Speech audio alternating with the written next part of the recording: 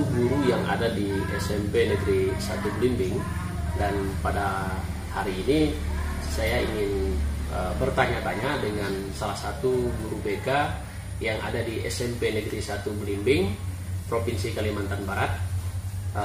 Tentu banyak sebagai guru BK pemula itu orang banyak bertanya-tanya, apa sih guru BK itu dan apa sih pekerjaan guru BK itu. Nah, pada saat ini, saat yang sangat tepat menurut saya, telah kehadiran guru BK di SMP Negeri 1 Belimbing, dan kita langsung bertanya, tentunya apa sih yang harus dipersiapkan sebagai seorang guru BK. Ya, silakan Ibu Mar. Ya, namanya ini adalah Ibu Maryati SPD. Jadi tentu Bu Mar, saya langsung aja. Kira-kira sebagai guru BK itu apa sih yang harus dipersiapkan sebagai guru BK pemula yang ditugaskan di sekolah? Apa yang harus dipersiapkan? Ya, mungkin saya sebagai guru pemula juga ya, sebagai guru BK kurang lebih. Kita sebagai guru BK yang perlu dipersiapkan tentunya sarana dan prasarana ya Pak, digolongkan dalam sarana. Sarana itu mulai dari ruangan, terus tempat ya seperti biasalah, ada ruangan BK, terus ada ruangan konseling individu, terus ada ruangan konseling kelompok. Itu yang biasanya yang dibutuhkan oleh guru BK. Dan terkait dengan prasarananya, kan sarana dan prasarana ya Pak ya. Sarananya itu ya seperti kayak program-program BK itu sudah tentu kita persiapkan. Tapi sebelum kita membuat suatu program, kita perlu melaksanakan asesmen Pak. Asesmen yaitu yang dinamakan dengan asesmen kebutuhan BK. Di mana asesmen kebutuhan BK itu kita bisa berupa angket. Kita boleh menyebarkan angket ke siswa. Itu kira-kira atau sekiranya apa yang dibutuhkan atau kebutuhan apa nih yang dibutuhkan oleh siswa maupun oleh lingkungan sekitar mengenai tentang ke-BK-an. Seperti itu Pak, kurang lebihnya. Baik, tadi sudah dijelaskan bahwa kelengkapan ya sebagai guru BK apa yang harus memang disiapkan. Kemudian di dalam ruangan BK itu, apakah memang hanya khusus guru BK saja yang di ruang BK itu? Apakah boleh guru lain yang duduk di ruangan ini, artinya bergabung di dalam ruangan BK itu? Boleh atau tidak? Atau hanya khusus guru BK? Oh, khusus guru BK saja Pak. Kenapa? Mungkin ada alasan kenapa di ruangan BK ini hanya yang ada di dalam ruang BK ini harusnya guru BK. Kenapa dia ruangan sendiri tidak bergabung di ruangan guru-guru bersama seluruh? Nah, sesuai dengan, kembali lagi ya, sesuai dengan tupoksi, tugas pokok dari guru BK itu kan selain dalam penanganan pencegahan, tentu saja guru BK juga pengentasan dalam masalah. Biasanya kan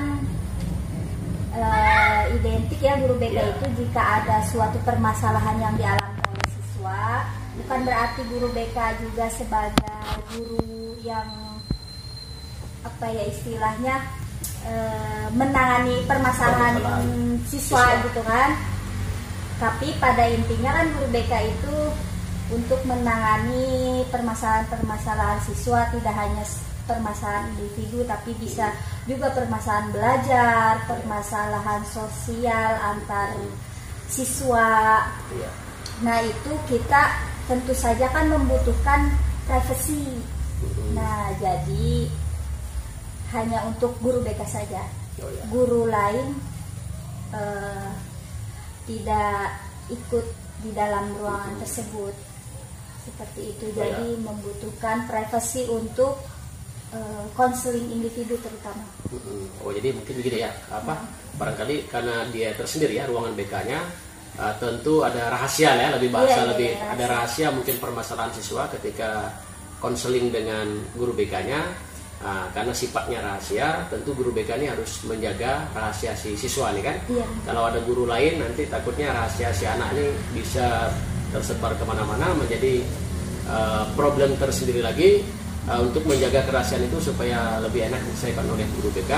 Jadi memang guru BK perlu ruangan sendiri dan tidak boleh gabung dengan guru-guru lainnya, Iya, supaya betul, bisa Pak. menjaga. Karena ada kode etik ya, kalau Iya, tidak salah di benar, BK ini kembali lagi apa? ke asas kerahasiaan. Oh, ada asas rahasia Iya, ya. ada Jadi asas BK kerahasiaan. tentunya guru BK ini ada memegang asas kerahasiaan. Jadi memang wajib menjaga rahasia siswa ya. Iya. Rahasia siswa yang memang perlu dijaga. Oke. Berikutnya guru BK ini apakah tadi mungkin segala pembukuan sudah disiapkan, program kerjanya tentu Iya, ada, iya. lalu ada angket yang dibutuhkan kira-kira di sekolah, Iya. disesuaikan dengan kebutuhan. Kemudian apakah guru BK ini wajib masuk kelas atau tidak? Gimana ini? Di dalam BK itu kan ada juga yang namanya bimbingan klasikal. Nah, Ya. bimbingan klasikal itu otomatis kita seharusnya ya Pak, Ya. idealnya itu guru BK memang masuk ke kelas yang Ke dalam dinamakan, kelas ya? iya, Ya. dinamakan itu bimbingan klasikal. Di situ masuk juga jenis layanan situ Pak, yaitu pencegahan itu. Ya. Seperti kita bisa kan di dalam bimbingan klasikal itu kita memberikan pencegahan seperti bahaya merokok, bahaya narkoba, apalagi di era zaman sudah maju seperti ini ya, banyak di era globalisasi ini kan banyak informasi-informasi yang seharusnya siswa sesuai dengan tugas perkembangannya tidak boleh dulu untuk menyerap, tapi karena sudah keterbukaan di era digital ini, kita juga perlu memberikan pemahaman. Jadi disitulah guru BK masuk dengan bimbingan klasikal di dalam kelas. Jadi normalnya gimana ya Bu? Apakah dia 1 jam masuk kelas atau 2 jam ini? Biasanya di pengalaman Ibu di sekolah ini apakah dikasih 1 jam atau 2 jam? Kembali lagi, nah ini di sini juga kembali lagi Pak didiskusikan dengan bagian kurikulum biasanya. Oh gitu ya. Fleksibilitas sih sebenarnya Jadi tergantung dari pihak sekolah mau memberikannya. Oh gitu. Ya betul. Saya kadang-kadang ada mendengar di beberapa guru BK itu yang pernah saya dengar di sekolah-sekolah lain juga. Kadang-kadang memang ada menjadi problem sendiri ketika betul berkomunikasi dengan kurikulum ya, guru kurikulum. Karena kalau menambah jam tersendiri guru BK-nya, otomatis pulangnya lebih molor ya, nambah lagi pulangnya, nambah jam. Kalau 1 jam masuknya nanti pulangnya lebih nambah lagi, artinya lebih lama pulangnya. Jadi artinya tinggal dikomunikasi dengan wakil kurikulum ya, membuat jadwal. Dalam BK itu sendiri apakah ada komunitasnya? Kalau guru mata pelajaran lain kan ada MGMP. Kalau BK gimana, ada? Oh iya, tentu saja ada Pak. Setiap mata pelajaran itu kan setiap guru tuh ada komunitasnya atau yang menaungi ya. Kalau di guru mapel itu kan MGMP. Ya. Kalau di BK itu MGBK. Apa itu kepanjangannya? Gimana kalau MGBK? Kepanjangannya apa? Kepanjangan dari MGBK. Jadi kalau MGMP kan musyawarah guru mata pelajaran. Kurang lebih sama Pak, cuma diganti. Oh BK ya, ini musyawarah guru bimbingan konseling. Oke, bagus. Kemudian ketika di dalam kelas ini sekarang kan proses pembelajaran ini kan tentang karena adanya COVID ya di sekolah Ibu, COVID. Gimana proses penerapan BK, pembelajaran BK itu ketika saat COVID seperti ini? Pembelajaran untuk mengimplementasikan BK itu saat COVID. Ya kita kan menggunakan fasilitas yang ada ya Pak ya. Salah satunya kan menggunakan gawai atau alat. Kita bisa membuat angket lalu kita sebarkan lewat gawai ke para siswa, ke anak-anak, lalu kan nanti mereka feedbacknya mengirimkan kembali ke kita. Terus boleh juga kita membuat media pembelajaran, misalkan lewat video, boleh kita menggunakan video, misalkan hari ini temanya tentang manajemen waktu, boleh guru BK membuat video tentang bagaimana sih mengatur waktu seperti itu, atau tentang tadi itu bahaya pornografi dan lain sebagainya seperti itu Pak. kita gunakan gawai yang Gawai lah, ada. gunakan teknologi yang ada atau handphone bahasa Iya. sederhananya. Baik. Dan tentunya terkoneksi dengan internet lah ya. Iya, betul. Nah, lalu berikutnya Bu, berkaitan dengan BK juga bimbingan internet, apakah dalam penyelesaian masalah terhadap anak ini seperti apa langkah-langkah tahapan-tahapan penyelesaian masalah siswa yang ditangani oleh guru BK langsung seperti itu? Tahapan-tahapan untuk menyelesaikan masalah si anak ini bagaimana? Tentu saja kan ada manajerial ya Pak di Ya. sekolah itu, tidak semerta-merta setiap kali ada masalah langsung ke guru BK, kan Ya. tidak mungkin ya. Kita Ya. juga kan ada teman sejawat. Ya. Biasanya yang di sekolah kami itu yang pertama tentu saja dengan wali kelas terlebih dahulu. Sudah pasti itu Pak, memang Ya, wali kelas dulu ya, penyelesaian masalahnya. hierarki manajerialnya seperti itu. Wali kelas, contoh kasusnya misalkan ada siswa sudah berapa hari tidak masuk ke sekolah, Ya. itu tentu saja yang bertanggung jawab pertama kali adalah wali kelasnya. Misalkan sudah panggilan pertama, panggilan kedua, panggilan ketiga, kalau memang siswanya masih belum merespon, lalu bolehlah wali kelas melimpahkan atau berkolaborasi istilahnya dengan guru BK seperti itu Pak. Jadi biasanya wali kelas, setelah wali kelas ada tahapan lagi tidak? Misalnya selesai wali kelas, apakah diteruskan ke kesiswaan? Misalnya ada masalah yang berlanjut, Nah, proses penanganannya, iya, kesiswaan lalu baru ke guru BK gitu ya? ya dari kesiswaan, Hmm. dari Wali wali kelas. kelas, maaf, Ya. lalu ke guru BK, lalu kalau misalkan guru BK masih belum ada Ya.